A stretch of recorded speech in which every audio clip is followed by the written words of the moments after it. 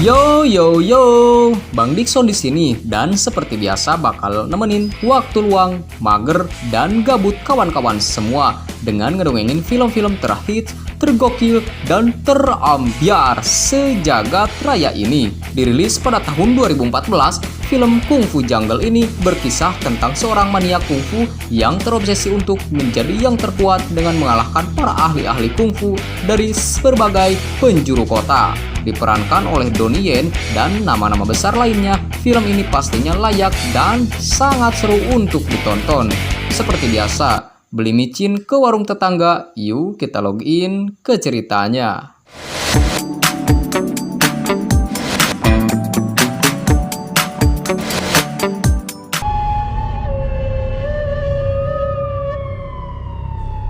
Scene awal memperlihatkan seorang pria bernama Mo. Ini dia bebenguknya. Dengan mata sesut bentak dan lebam-lebam di seluruh mukanya, Mo datang ke kantor polisi untuk menyerahkan diri dan mengaku telah membunuh seseorang.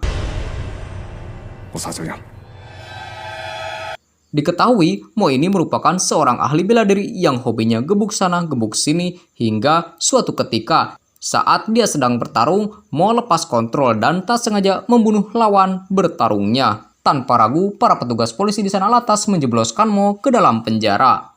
3 tahun setelahnya, seorang agen wanita Lux sedang menyelidiki sebuah kasus pembunuhan seseorang petinju yang terjadi di sebuah jalanan umum. Setelah olah TKP, dokter forensik meyakini jika si korban mengalami penyiksaan sebelum ia meninggal, yang terlihat dari banyaknya tulang rusuk korban yang patah dan gumpalan darah di sekitar matanya.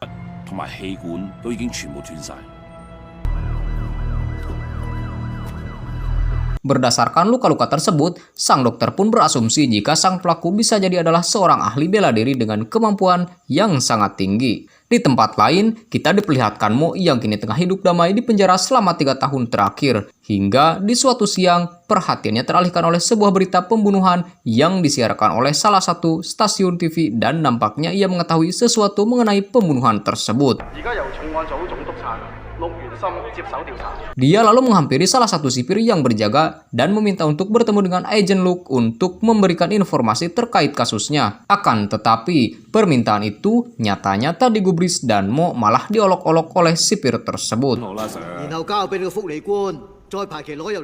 Agar permintaannya itu didengarkan, Mo pun berinisiatif dengan membuat keributan dan menantang salah satu geng napi paling takuti di sana. Pertarungan pun tak terelakkan yang membuat para sipir penjara panik. Benar saja, cara Mo berhasil dan Agent Lux pun datang.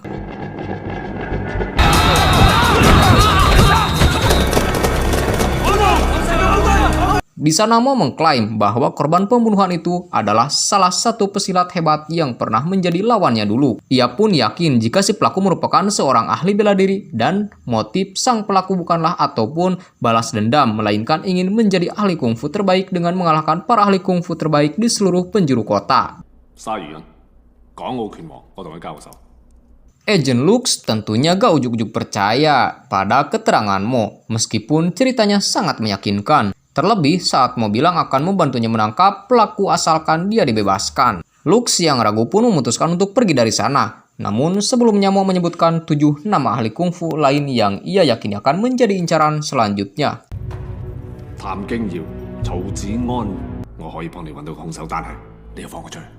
Di tempat lain, kita melihat si pembunuh sedang menuliskan nama target selanjutnya, yaitu Raja Yi. Diketahui jika Raja Yi adalah salah satu orang yang disebutkan Mo sebelumnya dan dia bekerja di sebuah museum seni dan saat ini sedang mengajarkan patung kerangka manusia raksasa.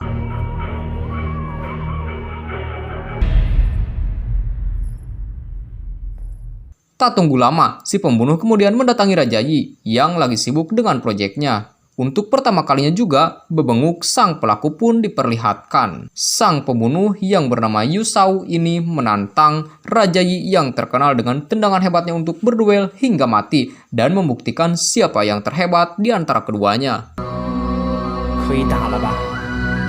Mereka pun bertarung dengan ketat. Adu teknik tendangan di antara keduanya terus berlangsung. Hingga di detik-detik terakhir, Yu Shao mampu mengalahkan King Yi dengan mematahkan kaki kanannya yang membuat King Yi tak berkutik. Alhasil, Yusau pun dapat membunuhnya dengan mudah dan langsung pergi dari tempat itu dengan meninggalkan pisau burung walet seperti pada korban selanjutnya. Di kantor polisi, Agent Lux telah selesai menggali informasi mengenai Mo dan ketujuh nama yang diberikannya, dan diketahuilah fakta jika ketujuh orang tersebut dulunya merupakan ahli-ahli kungfu dengan spesialis yang berbeda-beda. Mo dulunya juga merupakan seorang guru bela diri dan memiliki banyak pengikut. Bahkan ia direkrut oleh polisi Hong Kong sebagai instruktur seni bela diri kepolisian. Agent Lux kemudian mendapat berita kematian Raja Ji. Sontak ia pun kaget karena prediksi Mo beneran terjadi. Alhasil, Mo pun dibebaskan sementara di bawah pengawasan Agent Lux demi memecahkan kasus ini.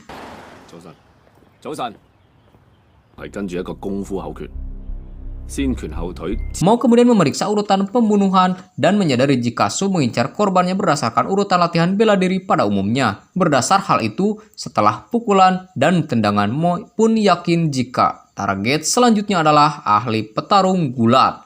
Di sisi lain, rupanya Yusau telah sampai duluan dan membunuh si ahli gulat bernama Wong sebelum polisi datang. Layaknya di sinetron-sinetron pada umumnya, polisi datang terlambat dan hanya mendapati Wang yang telah dibunuh Yusau. Sekilas, Mo melihat ke arah Yusau yang rupanya masih berada di sana. Mo langsung menyadari jika dialah si pelaku pembunuhan dan langsung mengejarnya. Namun sayangnya, kali ini Yusau berhasil kabur.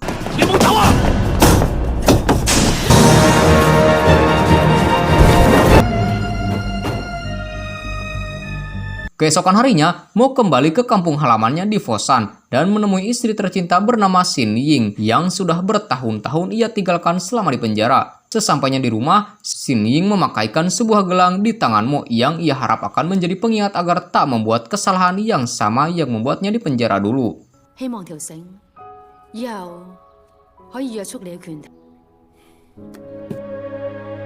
Di sana ia juga menemukan pisau burung walet yang sama persis dengan pisau yang Yusau gunakan. Setelah dikonfirmasi, Xin Ying mengatakan jika ia mendapatkan belati tersebut dari seorang pria pincang yang beberapa waktu yang lalu sempat datang ke dojo mereka. Demi menggali informasi mengenai Yusau, Mo lantas pergi ke sejarawan setempat untuk bertanya mengenai makna belati walet tersebut.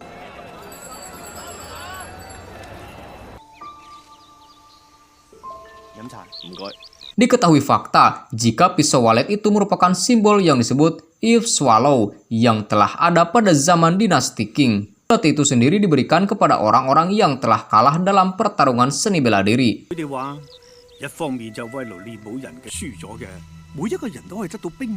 Di tengah penjelasan sang sejarawan, rupanya salah seorang pria di sana mendengar pembicaraan mereka dan mengaku mengenal Yusau, di mana dia mengatakan jika beberapa tahun yang lalu Yusau tinggal bersama istrinya yang mengidap kanker. Pas kematian sang istri, Yusau berlatih kungfu dengan keras siang dan malam dan bertekad menjadi pendekar kungfu terkuat. Meskipun Yusau terlahir dengan kondisi tak sempurna, di mana salah satu kakinya lebih pendek dari kaki yang lain, hal tersebut nyatanya tak menyurutkan tekad Yusau untuk menjadi yang terkuat. Setelah mendapat informasi penting itu, Mo menghubungi Agent Lux dan mereka pun pergi ke tempat tinggal Yusau. Akan tetapi, rupanya Yusau telah lama pindah dari sana. Selepas istri tercintanya meninggal, si ibu kos juga mengkonfirmasi jika selama tinggal di sana, Yusau tak henti-hentinya berlatih kungfu. Bahkan ia rela menggosok wajahnya dengan garam dapur untuk menebalkan kulitnya agar dapat bertahan lebih lama saat bertarung.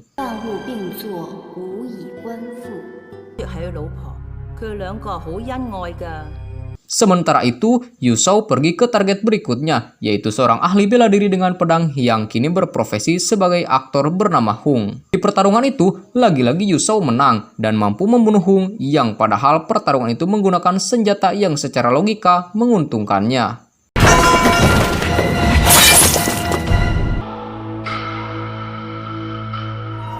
Kembali ke Mo yang lagi merenung dan mengingat sesuatu di mana saat masih berada di penjara, ia mendapatkan sepucuk surat tantangan duel yang tak diketahui pengirimnya. Seketika, Mo pun menyadari jika surat tersebut berasal dari Yusau dan ia adalah orang terakhir yang ingin dilawan oleh Yusau. Sementara itu, polisi yang telah mengetahui tempat tinggal Yusao saat ini mengirimkan pasukan untuk menangkap dan menggeledah tempat tersebut. Sayangnya, Yusao rupanya tak berada di sana. Tapi Lux yakin jika Yusao akan kembali lantaran abu istrinya yang masih berada di rumah tersebut. Dia pun menyuruh anak buahnya untuk memasang CCTV dan memantau semua pergerakan sambil menunggu Yusao kembali.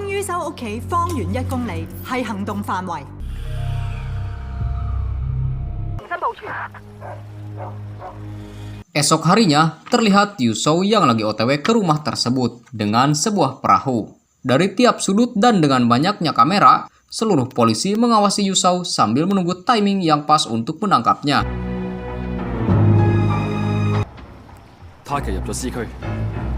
Akan tetapi saat hampir sampai, Yusao membelokkan arah perahunya dan menghilang dari pandangan polisi. Rupanya dia sempat melihat anjing penjaga di sekitar rumahnya dan langsung menyadari jika dia telah dipantau oleh pihak kepolisian. Di tempat lain, seorang petugas yang menyelidiki rekaman CCTV dari penjara kemudian menemukan fakta jika Yusao sempat datang untuk menemui Mo ketika dia berada di penjara. Detektif Lux kemudian menodongkan pistolnya ke arah Mo dan berasumsi jika semua pembunuhan tersebut adalah rencananya dan Yusao untuk mengeluarkannya dari penjara.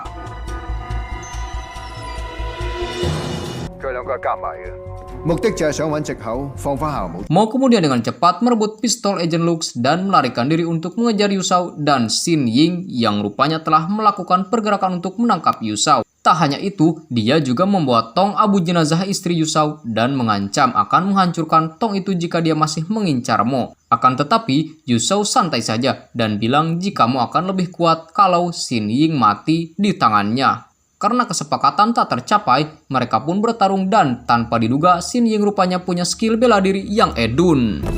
Ayo!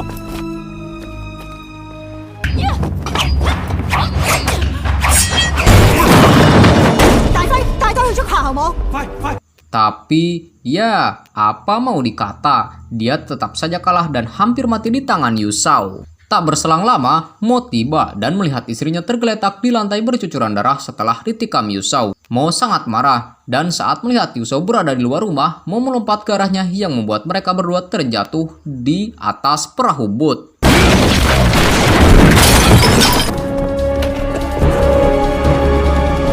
Karena kejadian itu pula, tong yang berisikan abu istrinya pecah saat sedang bertempur. Mereka pun jatuh ke sungai, namun Yusao berhasil naik ke atas perahu lain dan kemudian kabur sembari dikejar Lux dan anak buahnya. Hingga akhirnya dia berhasil melarikan diri dengan membuat kapal Lux menabrak kapalnya sendiri.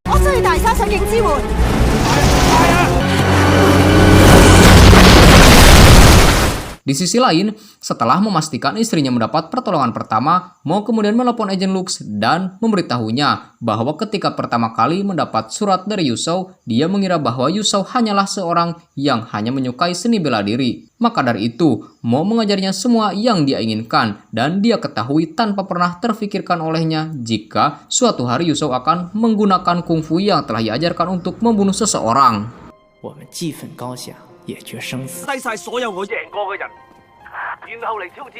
Mo juga sengaja tak bilang sebenarnya dari awal karena takut keselamatan istrinya terancam. Jadi satu-satunya cara ialah bekerja sama dengan Lux untuk keluar dari penjara dan menghadapi Yusao secara langsung. Pada malam harinya, Mo yang sudah mengetahui target Yusao selanjutnya lantas mencegatnya di tengah jalan. Keduanya saling padu bebenguk sambil say war dan pertarungan yang terkuat pun dimulai.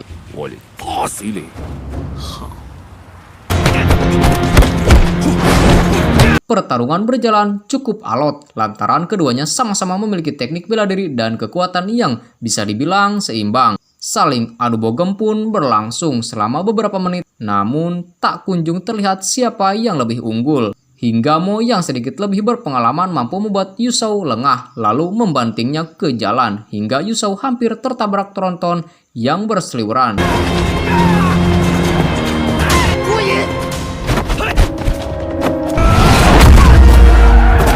Pertarungan berlanjut dengan menggunakan bambu yang berjatuhan dari salah satu mobil yang lewat. Hingga pada suatu momen, Mo sempat ragu, lalu Yusao memanfaatkan kesempatan tersebut untuk gantian membanting Mo yang membuatnya terseret cukup jauh oleh sebuah mobil truk besar yang membuat kelayangan dan lemas tak berdaya. 才是我真正期待的。 Yuzhou kemudian menyeret Mo yang tak berdaya dan pada saat dia hendak membunuhnya, Mo dihentikan oleh Agent Lux yang kemudian menembakinya hingga tewas saat itu juga. 大毛，你聽唔聽到我講嘢啊？頂住啊！救車！ Setelah semua kejadian tersebut, Mo akhirnya dibebaskan dari penjara berkat kontribusinya dalam menghentikan Yuzhou sebelumnya dan kini ia kembali membangun kehidupan baru bersama sang istri di dojo mereka sembari melatih bibit-bibit potensial bela diri dan film pun tamat. Oke, itulah dia alur cerita film Kung Fu Jungle. Film dengan alur cerita menarik dan dibumbui dengan banyak adegan kungfu keren yang sangat memanjakan mata. Terima kasih bagi dulur-dulur yang selalu dan senantiasa mendukung channel ini. Sampai ketemu lagi sama Bang Dickson di lain kesempatan. Dan adios.